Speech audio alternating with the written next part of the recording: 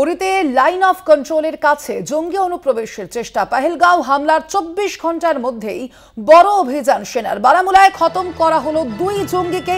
মৃত জঙ্গিদের কাছ থেকে উদ্ধার হয়েছে বিপুল পরিমাণ আগ্নেয়াস্ত্র।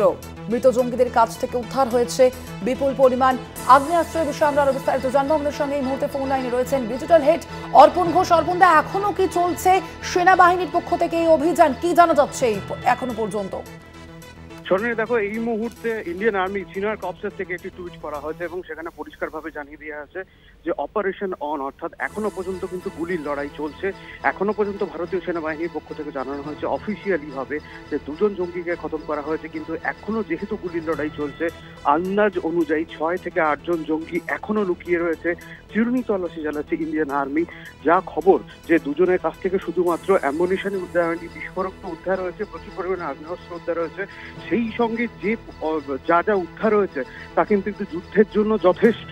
সেই কারণে যথেষ্ট চিন্তার এই বিষয়। এবং ঠিক পহেলগাঁও হামলার 24 ঘন্টার মধ্যে কিন্তু এই অনুপ্রবেশের ঘটনা ঘটে এবং অনুপ্রবেশ আটকানো গেছে, এটা সবচেয়ে বড় কথা। এবং ভারতীয় সেনাবাহিনী যথেষ্ট তৎপর এই বিষয়টা। এখনো পর্যন্ত গুলির লড়াই চলছে।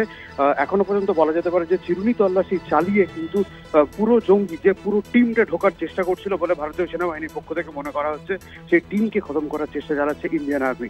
স্বর্ণালী, একদমই অর্পণদা, সেক্ষেত্রে গতকালই আমরা দেখেছি পহেলগাঁওয়ে যে ঘটনা, জঙ্গি হামলায় মৃত্যু হয়েছে 27 জনের, এবং তারপরে আজকের যে অভিযান তা কতটা সিগনিফিকেন্ট বলে মনে করা হচ্ছে? ডেফিনেটলি, দেখো স্বর্ণালী, তোমার কথার সঙ্গে একেবারে ডেফিনেটলি এটা একটা প্ল্যান্ড ওয়েতে করা হয়েছে। কারণ যেখানে গতকাল ঘটনা ঘটেছিল সেটাকে মিনি সুইজারল্যান্ড বলা হয়। সেখানেই কিন্তু সর্বাধিক পর্যটক থাকে এবং সবচেয়ে পর্যটকরা যারা কাশ্মীর বেড়াতে যান তাদের কাছে কিন্তু এটাই সবচেয়ে পয়েন্ট আউট থাকে যে এই জোনে কিন্তু যেতে হবে। সেই জোনকেই টার্গেট করা হয়েছে এবং ধর্ম বেছে বেছে কিন্তু তাদেরকে পরিচয় জেনে হত্যা করা হয়েছে। এবং 7 দিন ধরে যা সূত্রে খবর পাওয়া যাচ্ছে, রেইকি করার পরে কিন্তু এই ঘটনা ঘটেছে।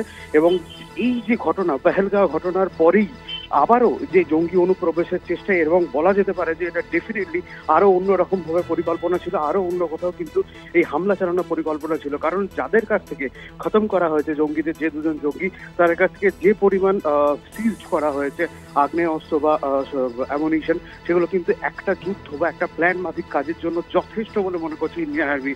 সেই কারণে সিনিয়র কর্পসের তরফ থেকে সোশ্যাল মিডিয়াতে টুইট করে সোশ্যাল মিডিয়ায় জানানো হয়েছে যে এখনো পর্যন্ত কিন্তু অপারেশন অন রয়েছে, অর্থাৎ বড় ধরনের কোনো আরো জঙ্গি কার্যকলাপ ঘটানোর সম্ভাবনা ছিল বলেই ভারতীয় সেনা মনে করছে। এবং সেই কারণে এখনো পর্যন্ত উরিতে লাইন অফ কন্ট্রোলে গুলির লড়াই চলছে।